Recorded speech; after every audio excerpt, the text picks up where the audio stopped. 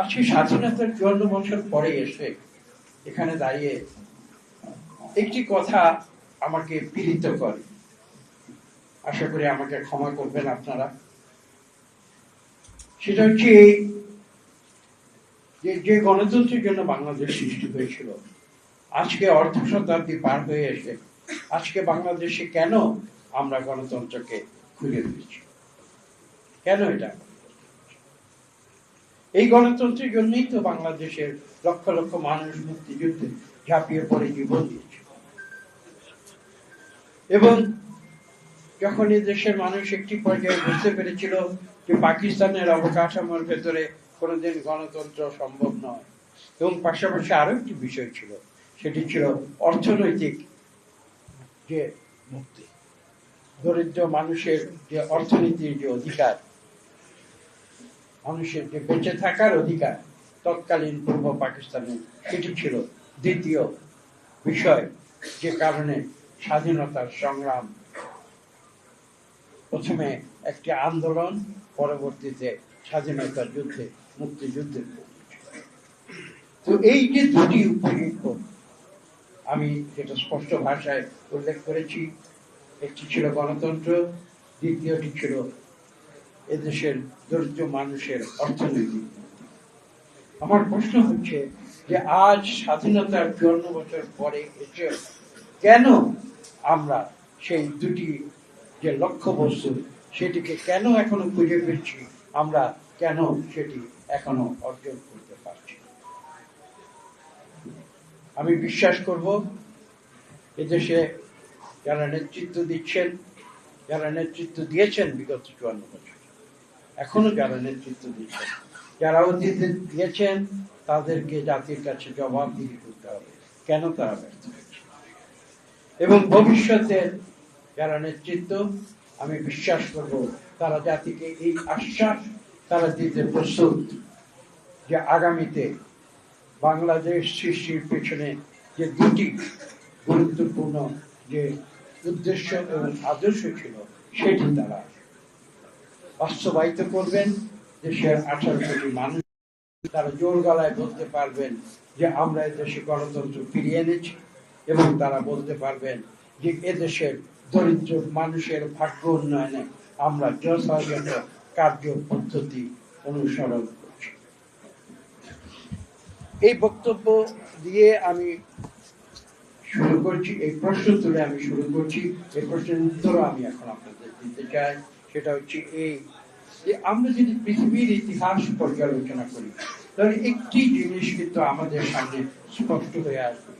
এই যে মানুষের চিরন্তন যে একটি সংগ্রাম, অনেক সংগ্রাম আছে, আমি একটি শব্দ দিয়ে সেই সংগ্রামটিকে আমি চিহ্নিত করার চেষ্টা করব। সেটি হচ্ছে এই যে সৃষ্টির উষালগ্ন থেকে যে একটি সংগ্রাম আজকে হাজার হাজার বছর ধরে মানব সভ্যতাকে তারা বিবর্তিত করছে, একটি পর্যায়ে যারা নিয়ে যেতে চেষ্টা করছে মানুষ, সেই সংগ্রামটি ছিল মানুষের অধিকার প্রতিষ্ঠার সংগ্রাম। এক কথায় এটা অনেকভাবে ব্যাখ্যা করা যাবে, কিন্তু আপনারা দেখবেন সবকিছু ঘুরে ফিরে মূল যদি একটি উদ্দেশ্য বা একটি লক্ষ্যে আমরা ফিরে আসতে চাই, তাহলে সেটি হবে মানুষের অধিকার প্রতিষ্ঠার সংগ্রাম। এবং সেই অধিকার প্রতিষ্ঠার সংগ্রামে মানুষ যুদ্ধ করে চলেছে অবিরাম। এবং এই যে সংগ্রাম, এই সংগ্রাম আমি মনে করি এভাবে দেখি যে এটি একটি চিরন্তন সংগ্রাম। আজকে যেমন ছোট্ট উদাহরণ দিয়ে বলছি, আজকে এই সরকার এসে বলছে সংস্কার করবে, অন্তর্বর্তীকালীন সরকার, এবং তারা এমন একটি অবস্থান নিয়েছিল, তারা সংস্কার করে বাংলাদেশকে একটি কি বলে এটাকে, একটি সাপ্নিক দেশে তারা রূপান্তরিত করবে। আসলে সংস্কার কিন্তু এরকম কোনো জিনিস নয় যে আমি আজকে সংস্কার করছি, কাল আমার সব উদ্দেশ্য সাধিত হয়ে যাবে। সংস্কার এমন একটি জিনিস যেটা চলমান, এবং আমি যেটা একটু আগে বলেছি, সৃষ্টির উষালগ্ন থেকে কিন্তু এই সংস্কার পদ্ধতি চলে এসেছে। মানুষ কিন্তু কোনোদিন বসে থাকে, সংস্কার মানুষ নিজেরাই করেছে। সবসময় যে সরকার করে দিয়েছে, বা কখনো নেতারা করে দিয়েছে, বা কোনো রাষ্ট্রপ্রধানেরা করে দিয়েছে, সেটা কিন্তু এই সংস্কার পদ্ধতি চলার ফলশ্রুতিতেই কিন্তু আজকে আমরা একবিংশ শতাব্দীতে এসে দাঁড়িয়েছি এবং এই প্রতিদিন চলবে, এই সংস্কার প্রতিদিন চলবে এবং আমরা ধীরে ধীরে ক্রমান্বয়ে আমি এটা বিশ্বাস করি যে একটি উচ্চতর সমাজ ব্যবস্থায় আমরা রূপান্তরিত হব। আমি কিন্তু আমাদের এই সংগ্রামকে এই দৃষ্টিতে দেখি এবং আজকে এই কারণে আমি আপনাদের উদ্দেশ্যে আরেকটি কথা বলবো। আমরা এই দিবসগুলো পালন করি, কিছু মনে করবেন না, অপরাধ নেবেন না, আমাকে ক্ষমা করে দেবেন। এই যে আমরা সারা বছর ধরে দিবসগুলো পালন করছি, আমি খোলাখুলি আমার মনে কথাগুলো আপনাদের সামনে তুলে দিচ্ছি। আমরা কথা বলছি, ফিরে যাচ্ছি, একটি বছর পার হচ্ছে, আবার এই দিবসগুলোতে আসছি, আবার এই দিবসগুলো পালন করছি, অনেক কথা বলছি, কি অর্জন করেছি সেটা কিন্তু আমাদের এই 54 বছরে আমরা কি অর্জন করেছি। এবং আমি মনে করি যে আমাদের রাষ্ট্রীয়ভাবে বলুন, সরকারিভাবে বলুন, সামাজিকভাবে বলুন, ইন্টেলেকচুয়ালি বলুন, প্রত্যেকটি দৃষ্টিভঙ্গি থেকে আমাদের কিন্তু একটি চিন্তাধারার, আমি বিশ্বাস করি আমাদের চিন্তাধারার একটি পরিবর্তন, এটা একটি গুরুত্বপূর্ণ বিষয়। এবং আমি ঘুরে ফিরে কিন্তু সেই কথায় ফিরে আসবো যে মানুষের অধিকার প্রতিষ্ঠার সংগ্রাম, সেই কথায় আমি ফিরে আসবো। কিসের অধিকার? মানুষের এক কথায় মানুষের বেঁচে থাকার অধিকার।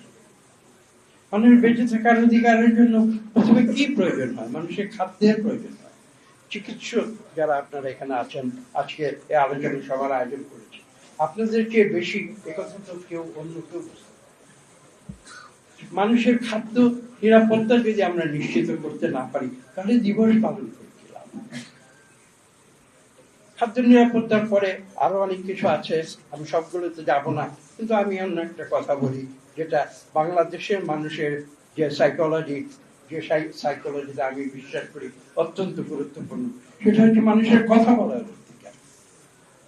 বাংলাদেশের মানুষ, আমি অনেকবার বলেছি, আজকে আবার বলবো, বাংলাদেশের মানুষের চরিত্র এমন, মানুষ কিন্তু অনাহারে থাকতে রাজি আছে, কিন্তু মানুষ কথা না বলে থাকতে রাজি। আমাকে কথা বলতে দিতে হবে, আমার মনের ভাব প্রকাশ করতে হবে, আমার মতামত প্রকাশ করতে দিতে হবে। এটা আমাদের চরিত্রের ভেতরে একেবারে আশীর্ণে আছে। এবং সেই কারণেই কিন্তু আপনারা লক্ষ্য করেছেন যে যতবারই বাংলাদেশের 54 বছর ইতিহাসে বিভিন্ন ফ্যাসিবাদী বা কায়েমি সরকার এসে মানুষের বাক রুদ্ধ করে দিতে চেয়েছিল, প্রত্যেকবার কিন্তু তারা ব্যর্থ হয়েছে। হ্যাঁ, সেই অধিকার অর্জনের জন্য মানুষকে মূল্য দিতে হয়েছে। বাংলাদেশের মানুষকে আমরা জীবন দিয়েছি, আমরা রক্ত দিয়েছি, আমরা আহত হয়েছি, আমরা নিহত হয়েছি, আমরা পঙ্গু হয়েছি, কিন্তু বাংলাদেশের মানুষ কিন্তু কখনো থেমে নেই। তারা প্রতিবাদ করেছে এবং বারবার সেই প্রতিবাদের ফলশ্রুতিতে আমরা কিছু না কিছু অর্জন করেছি। হতে পারে সবকিছু আমরা অর্জন করতে পারি, এটা সত্যি। এবং এই যে আধুনিক যে রাষ্ট্র ব্যবস্থা, দেখুন আমি খোলাখুলি কথা বলছি, আপনারা যেটা একটু আগেও বলেছে, আমাকে ক্ষমা করে দেবেন, যে রাষ্ট্র ব্যবস্থা আমি সব মাঝে মাঝে মনে করি একটা নিষ্ঠুর ব্যবস্থা, যেটা মানুষের যে অনুভূতি, সেই অনুভূতিগুলোকে ভোতা করে দেয়। একজন মানুষকে মানুষ হিসাবে কিন্তু রাষ্ট্র গ্রহণ করে না। সরকার একটি দেশকে শাসন করে একটি সামষ্টিক। আজ জানি না, পলিটিক্যাল সায়েন্সের ছাত্র আমি নই, কাজেই সেই গুরু তত্ত্ব নিয়ে আমি কোনো গুরুত্বপূর্ণ কথা আমি বলতে পারবো না, কিন্তু তার সত্ত্বেও দেশের তৃণমূল পর্যায়ের মানুষের সঙ্গে জীবনের অর্ধেকের বেশি সময় কাটিয়ে এখন আমি মাঝে মাঝে প্রশ্ন করি যে আমরা মানুষ আমাদের নেতা বলে, আমরা নেতৃত্ব দেই বলে দাবি করি, আমরা দেশ পরিচালনার দায়িত্বে যাই, মানুষ আমাদের ভোট দেয়, তারপরেও আসলে মানুষের সত্যিকার কল্যাণে আমরা কতটুকু কি করতে পেরেছি, আমি সেই প্রশ্ন নিজেকে করি। এবং আমি বিশ্বাস করি আগামীতে যে সরকার বাংলাদেশে আসবে, তাদেরকে কিন্তু সেই প্রশ্ন নিজেদেরকে করতে হবে। এখানে বলা প্রয়োজন যে হ্যাঁ, এটা সত্যি যে বিপদ আসবে, সমস্যা আসবে, একেবারে সমস্যাবিহীন একটি রাষ্ট্র ব্যবস্থা বা সমাজ ব্যবস্থা যে আমরা পেয়ে যাব, এটা একটা ইউটোপিয়ান কনসেপ্ট। আমি ইউটোপিয়ান কনসেপ্টে বিশ্বাস করি না, বাস্তবতায় বিশ্বাস করি। তবে যে বিষয়টি আমি গুরুত্ব দিয়ে বলি যে সমস্যা আসবে, কিন্তু সেই সমস্যা আমাদের মোকাবেলা করতে হবে। আমরা যদি নেতৃত্বের অবস্থানে বসে সমস্যাকে অস্বীকার করি এবং মানুষকে ধোঁকা দেই বা ভাবনা দেই যে সবকিছু সুন্দরভাবে চলছে, তাহলে কিন্তু তারা সেটা মারাত্মক। আমি কথাগুলি খোলাখুলি ভাবে বলছি এই কারণে যে আমি দেখছি যে আমাদের সামনে বিরাট একটি চ্যালেঞ্জ। এই যে 18 কোটি মানুষ, একটি ছোট্ট একটি দেশ, এবং সম্ভবত বাংলাদেশ বিশ্বের এখন সবচেয়ে বেশি বসতিপূর্ণ এলাকা। আপনি কয়েকদিন আগে দেখেছেন জাতিসংঘ ঘোষণা করেছে যে বৃহত্তর ঢাকায় 3,66,00,000 মানুষ বসবাস করে। বিশ্বের দ্বিতীয় বৃহত্তম আরবান এরিয়া বলে জাতিসংঘ ঘোষণা করেছে, এবং তারা এই ভবিষ্যৎবাণী করেছে যে 2050 সালে এই ঢাকা শহর সারা বিশ্বের মধ্যে সবচেয়ে ঘনবসতিপূর্ণ এবং সবচেয়ে বৃহত্তম বসতিপূর্ণ শহর। প্রশ্ন সেখানে নয় বৃহত্তম ঘনবসতিপূর্ণ বা বৃহত্তম জনবসতিপূর্ণ শহরে আমরা হতে পারি, তো সমস্যাটি হচ্ছে যে আমরা সেই শহরটিকে কিভাবে আমরা পরিচালনা করবো সেখানে। এবং দেখেন, আওয়ামী লীগের কথা একটু আসতে হয়। আমি প্রথমে কথা বলার আগে চিন্তা করেছিলাম যে কারো সমালোচনা করব না, শুধু আত্মসমালোচনা করব, কিন্তু তারপরে একটু বলতে হয় যে দেখুন আওয়ামী লীগ কি করেছে। তারা কিন্তু দেশ সেবার পরিবর্তে তারা যেটা শুরু করেছিল সেটার নাম হচ্ছে আত্মসেবা। তারা একটা রাষ্ট্র ব্যবস্থার পরিবর্তে গণমানুষের কল্যাণে যে রাষ্ট্র ব্যবস্থা, তার পরিবর্তে তারা যেটা শুরু করেছিল তার নাম পলিটিক্যাল সায়েন্টিস্টরা দিয়েছেন অলিগার্কি। তারা একটা অলিগার্কি তৈরি করেছে কেবলমাত্র নিজ, একটু আগে অত্যন্ত চমৎকার ভাবে জনাব আল্লাহ সাহেব বলেছেন, প্রথম হচ্ছে পরিবার, নিজ, তারপরে পরিবার, তারপরে তাদের যে ব্যবসায়িক গোষ্ঠী, এবং আমি কথা বললে অপরাধ নেবেন না, আমি বলবো যে সমাজের সর্বোচ্চ স্তরের যে ধনিক গোষ্ঠী তাদেরকে নিয়ে যে একটি কংগ্লোমারেট তৈরি করা হয়েছিল, একটা সাম্রাজ্য তৈরি করা হয়েছিল, তার নাম ছিল অলিগার্কি। এবং ফলশ্রুতিতে কি হয়েছে, এই দেশের দরিদ্র মানুষ তারা দারিদ্র্যের কষাঘাতে তারা কষ্ট পেয়েছে। একটা কথা আমি খোলাখুলি বলি, আজকে প্রশ্ন জায়গা অর্থনীতি। আমি ব্যক্তিগত বিষয় বলি, আপনাদের বলা প্রয়োজন। আমি গতকাল আমাদের এক কন্যা অক্সফোর্ড বিশ্ববিদ্যালয়ে অর্থনীতি বিষয়ে সে গবেষণা করছে। আমি তার সঙ্গে বিতর্কে জড়িত হয়েছিলাম। অক্সফোর্ড বিশ্ববিদ্যালয়ে অর্থনীতিতে গবেষণা করে আমি একজন লেম্যান হয়ে অর্থনীতি, আমার সে বিতর্কে যাওয়া সঠিক নয়, তারপরে আমি বিতর্কে জড়িত হয়েছিলাম। তাকে আমি প্রশ্ন করেছিলাম যে তুমি তো বিশ্বের সর্বোচ্চ গবেষণা প্রতিষ্ঠানে কাজ করছো অর্থনীতি নিয়ে, কিন্তু আমার মনে হয় যে আজকের অর্থনীতিবিদরা মানুষের কল্যাণে যে অর্থনৈতিক যে থিওরিগুলো দিচ্ছে সেগুলো পরিবর্তন, এবং আমি তোমাকে অনুরোধ করছি তুমি সেই পরিবর্তনের বিষয়গুলো নিয়ে গবেষণা। কেননা দেখুন, এই যে কিছু কনসেপ্ট নিয়ে আমরা কাজ করি, কি কনসেপ্ট নিয়ে কাজ করি, আমরা যখন একটা দেশের ভালো মন্দ বিবেচনা করি তখন আমরা কি বলি, আমরা কিছু ইকোনমিক কিছু প্যারামিটার আছে, কিছু সোশ্যাল প্যারামিটার আছে, সেগুলো আমরা দেখিয়ে আমরা তুলনামূলকভাবে তালিকা সৃষ্টি করি, সবচেয়ে ভালো এই দেশ, সবচেয়ে খারাপ এই দেশ। আমি বিশ্বাস করি না এই কনসেপ্ট এখন কাজ করছে। যেমন আমি বাংলাদেশের উদাহরণ দিচ্ছি, বাংলাদেশের বিষয়টি কি দাঁড়িয়েছে, বাংলাদেশ এখন জনসংখ্যা বৃহৎ, আমি একটু আগে বলেছি পৃথিবীর সবচেয়ে ঘনবসতিপূর্ণ দেশ। আমি তো মনে করি ইউরোপ আমেরিকা যারা দেশ পরিচালনা করছেন তাদের কাজ অনেক সহজ, যারা বাংলাদেশ পরিচালনা সঠিকভাবে করতে ইচ্ছা করেন তাদের কাজ কিন্তু অনেক বেশি। এবং এই যে আজকের বাংলাদেশে এই 18 কোটি মানুষ কিভাবে খেয়ে পড়ে বেঁচে আছে, এটার ব্যাখ্যা কিন্তু আজকের আধুনিক অর্থনীতির যে থিওরিগুলো আছে সেই থিওরি দিয়ে এটা ব্যাখ্যা করা যাচ্ছে। কারণ সেখানে যে ইকোনমির কথা বলেছে সেই ইকোনমিকে বলে ফর্মাল ইকোনমি। তারা সেই ফর্মাল ইকোনমির উপরে অর্থনীতির তত্ত্বগুলো দিয়েছে। বাংলাদেশে অর্থনীতির আমি বিশ্বাস করি, মানুষের সঙ্গে গ্রামে গঞ্জে চলাফেরা করি, আমি বিশ্বাস করি বাংলাদেশে যে অর্থনীতি তার 60 থেকে 70% হচ্ছে ইনফর্মাল সেক্টরে। খাতা কলমে তার কোনো হিসাব নাই। যদি খাতা কলমে তার হিসাব থাকতো তাহলে বাংলাদেশ অর্থনীতির চিহ্ন ভিন্ন রকম। এবং এটাও সত্য যে বাংলাদেশের যে ফর্মাল ইকোনমির যে হিসাব কিতাব সেটা দিয়ে কিন্তু 18 কোটি মানুষ বেঁচে থাকার কথা নয়, কিন্তু আমরা তো বেঁচে আছি। হতে পারে আমরা অর্থনীতির দিক থেকে অনেক উঁচুতে উঠতে পারিনি, ইউরোপ আমেরিকার মতো, সেখানে যাওয়ার প্রশ্ন অনেক পরে। আমরা আজকে যুদ্ধ করছি যে নিম্ন আয়ের দেশ থেকে নিম্ন মধ্যম আয়ের দেশে আমরা যেতে পারি কিনা, সেই চেষ্টা করছি। কিন্তু তারপরে আমি বলবো যে আমাদের যে informal sector of the economy আছে, সেই informal sector of the economy এর ভেতরে আমরা তো বেঁচে আছি, আমরা তো মরে যাই না। 18 কোটি মানুষ খেয়ে পরে হয়তো আমরা পোলাও কর্মা খেতে পারি না, কিন্তু আমরা তো ডাল ভাত খেয়ে বেঁচে আছি। কাজে আজকে বিশ্বের দরিদ্র দেশগুলোর অর্থনীতি নিয়ে আমি বিশ্বাস করি, যারা যারা মেধাবী অর্থনীতিবিদ আছেন, আমি বিশ্বাস করি তাদেরকে নতুন একটি তত্ত্ব উপস্থাপন করা দরকার। এবং এই আমি কথাগুলো বলছি এই কারণে, আজকে বিজয় দিবসে আমি কথাগুলো বলছি কেন, যারা ভবিষ্যতে এই দেশ পরিচালনার দায়িত্ব নেবে তাদেরকে আমি বিশ্বাস করি এই বিষয়গুলো বিবেচনা করতে হবে।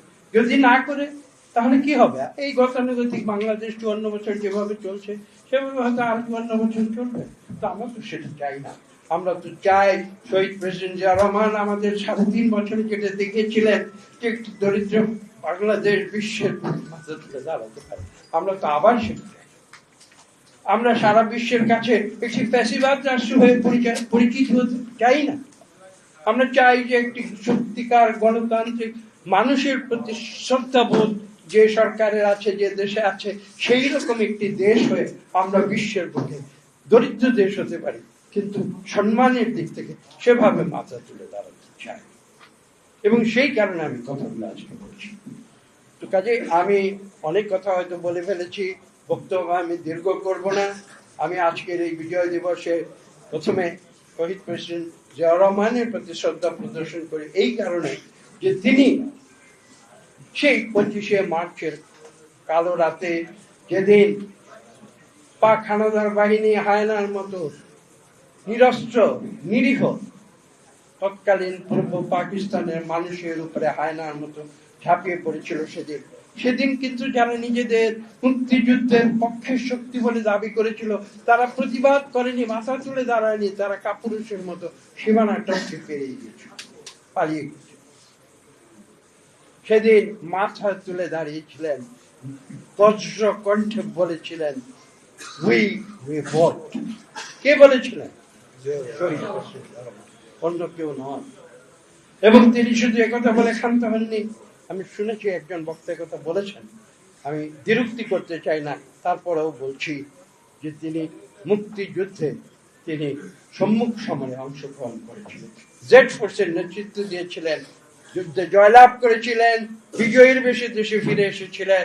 এবং এই দেশের মানুষ, জনাব আলাল সাহেব বলেছেন, ইচ্ছে করে হোক বা বাধ্য হয়ে হোক তাকে বীর উত্তম উপাধি দিয়েছিল। তো সেই জিয়া রহমানের অনুসারী আমরা নগণ্য মানুষ, আমরা তার সেই আদর্শকে আমরা আজকে নতুন করে আমরা উজ্জীবিত করতে চাই স্বাধীনতার 54 বছর পরে এসে। এবং পরবর্তীতে আমরা যেটা দেখেছি, দেশনেত্রী বেগম খালেদা জিয়া যেভাবে একটি সামরিক ফ্যাসিবাদ, একটা সামরিক অপশাসনের বিরুদ্ধে রাজপথে, আপনারা সেই ছবি দেখেছেন, রাজপথে খালি পায়ে তিনি হেঁটে মিছিল করেছেন, এয়ার কন্ডিশন রুমে বসে পত্র পত্রিকায় বিবৃতি দিয়ে কিন্তু খালেদা জিয়া রাজনীতিতে আসেননি। খালেদা জিয়া রাজনীতিতে সামনের দরজা দিয়ে এসেছিলেন এবং এ দেশবাসী তাকে তার যে সংগ্রাম, সেই সংগ্রামের প্রতিফল হিসেবে তাকে তিনবার এদেশের প্রধানমন্ত্রী নির্বাচিত করেছিল। সর্বপ্রথম 1991 সালে, যে 91 সালের নির্বাচন বাংলাদেশের 54 বছরের ইতিহাসে আমি বলবো এখনো সর্বশ্রেষ্ঠ নির্বাচন হিসেবে বিবেচিত হবে। এবং আগামীতে আপনারা দেখবেন যে বিগত 15 বছর আমরা সংগ্রাম করেছি। এই আলাল সাহেব আমার পাশে বসে আছেন, আজকে বলতে বলতে অসুবিধা নাই, অতীতে বলা যেত না, আজকে বলতে পারি সে কারাগার থেকে আমাকে টেলিফোন করেছে। কি পরিস্থিতির ভিতরে তিনি রয়েছেন আমাকে জানিয়েছেন, এবং আমি আমি আমি খোলাখুলি বলছি, সত্য কথা বলছি। তিনি আমাকে বলেছেন আমরা কোথায় আছি, কত কষ্টে আছি, বেঁচে আছি, মরে আছি, আশা না, কোনো দুশ্চিন্তা করবেন না, আপনি কথা বলে যান। এবং আমি এককভাবে সেই সময় কথা বলে গিয়েছি।